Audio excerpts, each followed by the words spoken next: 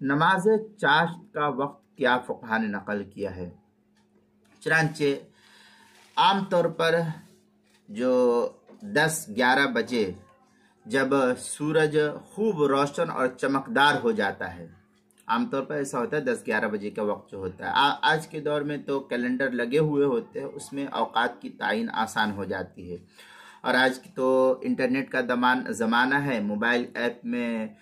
نماز کے اوقات جو آتے ہیں اس کے اندر بھی دیا رہتا ہے، تو اس کے ذریعے سے وقت کو پہچاننا آسان ہو گیا ہے۔ تو عام طور پر 10-11 بجے جب سورج خوب روشن اور چمکدار ہو جائے تو اس وقت نماز چاشت کو ادا کر لینا یہ نماز چاشت کا وقت شمار کیا جاتا ہے۔ چنانچہ در مختار میں ہے وَنَدْبُ أَرْبَعَ، پھر آگے ہے من بعد طلوع الفجر، پھر آگے ہے من ارتفاع الشمس الى الزوال ووقتها المختار بعد ربع النہار۔ اس طریقے کے عبارت در مختار جو زکریہ بک ڈپو دیوبند کا ہندی نسخہ، اس کی دوسری جلد صفحہ 465، کتاب المسائل اس کی پہلی جلد صفحہ 495 پر بھی اس کو نقل کیا گیا ہے۔